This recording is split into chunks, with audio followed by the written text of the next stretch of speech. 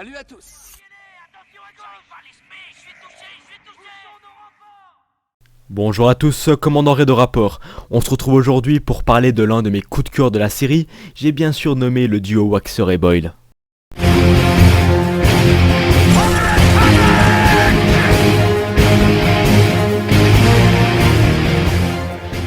Waxer et Boyle étaient les surnoms de deux soldats clones ayant servi dans la compagnie fantôme du 212e bataillon de la Grande Armée de la République. Pendant la guerre des clones contre l'Alliance séparatiste, ils ont combattu dans la bataille de Rylot où ils ont pu faire la rencontre de Numa, une jeune Twi'lek qui changera à jamais leur manière de voir le monde. Ce que j'ai vraiment adoré avec ces épisodes, c'est qu'ils ont réussi à mettre en place l'impact cruel qu'a la guerre des clones sur les civils.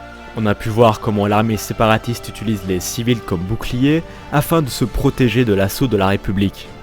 L'une des scènes qui m'a le plus marqué lors de la campagne de Rylot est la patrouille de Waxer et Boyle dans le village fantôme, où ils ont pu faire connaissance avec la jeune Numa, une Twi'lek se cachant des forces séparatistes ayant pris en otage sa famille. On a toujours constaté que l'un des buts de cette saison 1 est de nous introduire l'individualité des soldats clones dans ce conflit, dès l'épisode 1 avec Maître Yoda et jusqu'à la fin de cette saison avec Waxer et Boyle. Mais là où ça devient intéressant, c'est de voir nos deux clones faire preuve d'une réelle compassion envers la jeune Twi'lek. Ces soldats dictés uniquement à exécuter les ordres sont maintenant mis en avant en faisant part de leurs sentiments dans ce conflit qui les dépasse totalement en tant qu'humains. Là où Boyle au premier regard reste sur ses gardes en pensant à la mission, Waxer laisse passer l'homme derrière le casque en voulant l'aider. Le simple geste de retirer son casque fait passer le soldat similaire à tous ses frères d'armes à une seule et unique personne. Ce qui est assez marrant à voir, c'est le manque de sociabilité des clones face à la jeune fille, car ils n'ont jamais eu l'occasion de parler à qui que ce soit en dehors de leurs frères d'armes et de leurs généraux.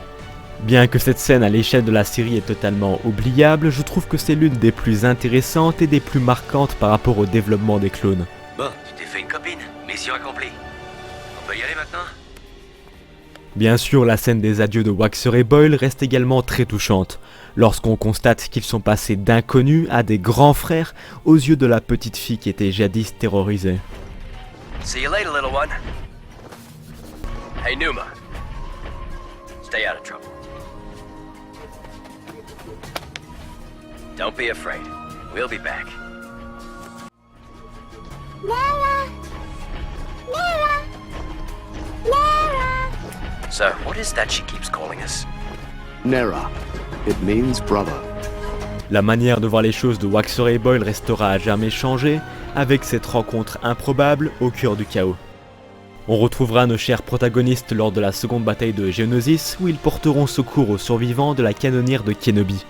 Waxer servira plus tard en tant que chef de section au grade de lieutenant pendant la bataille d'Umbara, où il y trouvera la mort injustement de la main de ses frères d'armes. Waxer.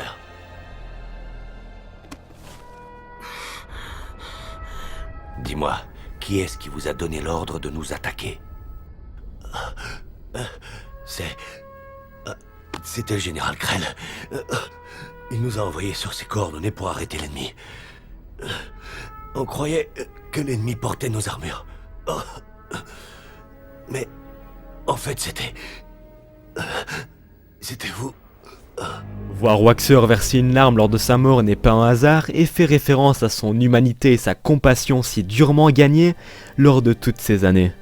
Une mort injuste pour un personnage au grand cœur. On peut d'ailleurs voir que Waxer est passé d'une dizaine de droïdes abattus lors de la campagne de Rylot à beaucoup plus lors de la bataille d'Umbara, via ses marquages sur son casque et son épaulette gauche. Avec le retour du visage de Numa sur son casque phase 2, déjà aperçu sur son casque ARF lors de la seconde bataille de Geonosis. Quelque temps après la mort de son frère d'armes, Boyle fut envoyé sur Kyros afin de secourir des civils Togruta aux côtés de Kenobi et de Skywalker dans une mission de sauvetage. Vers la fin de la guerre, Boyle rejoignit les soldats tripaux des Trackers alors qu'ils accompagnaient Kenobi et Skywalker à la recherche de Quelain Vos, du Comte Dooku et d'Assage Ventress sur la planète Christophe 6. Après avoir inspecté le site du crash du vaisseau des fugitifs appelé le Banshee, les clones et les Jedi ont déterminé que les fugitifs étaient toujours en vie, mais qu'au moins l'un d'entre eux était blessé. En tout cas, j'espère que cette vidéo sur Waxer et Boyle vous aura plu. N'hésitez pas à me donner votre avis en commentaire. C'était Alès de Red, terminé.